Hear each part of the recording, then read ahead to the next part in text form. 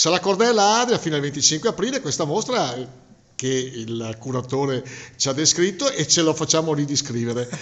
Che mostra è? Di che artista è? L'artista è Irina Nazani, di origine ceca, ora abita in Italia da forse 30 anni e ha studiato arte in Repubblica Ceca con artisti del luogo, artisti della sua terra, poi venendo in Italia ha ricominciato ha fatto la mamma per un lungo periodo e ha ripreso la sua arte.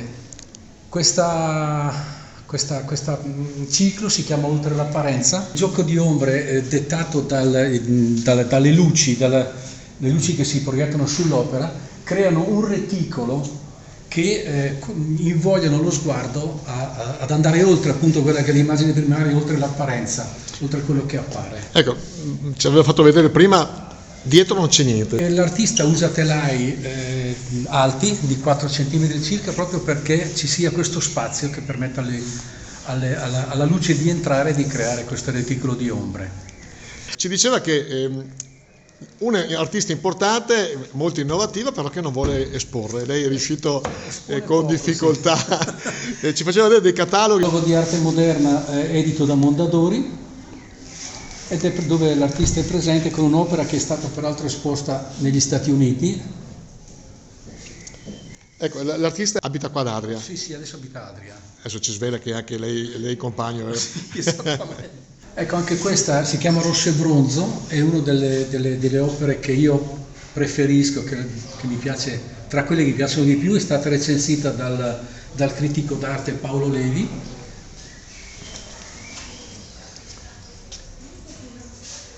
Collaboratore di Sgarbi, figlio di Primo Levi. Sì, figlio di Primo Levi e collaboratore di Sgarbi, appunto. Questa è un'opera il titolo dovrebbe essere Inverno, ed è un'opera appunto che è stata esposta negli Stati Uniti, quello che dicevo prima. Questa è un'opera molto interessante, l'artista ha cercato di creare questo ominide che porta in salvo la terra, porta in salvo se stessa, si chiama Fuga, il mondo scappa, c'è il mondo che sta portando via se stesso dallo sfacelo che stiamo combinando noi umani.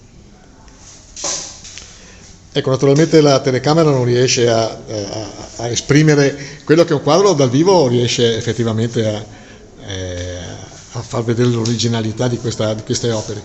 Fino al 25 di aprile. Quindi manca poco, affrettatevi, Sala Cordella, siete aperti tutti i giorni? Tutti i giorni dalle 10 alle 12.30 e dalle 16 alle 19.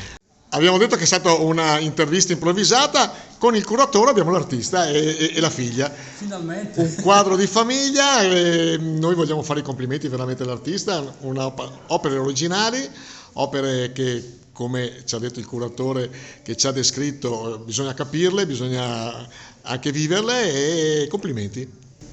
Grazie. Complimenti a lei, anche come dicevo prima è solo troppo difficile farle esporre, però ci sono riuscito stavolta, ci riuscirò ancora, promesso.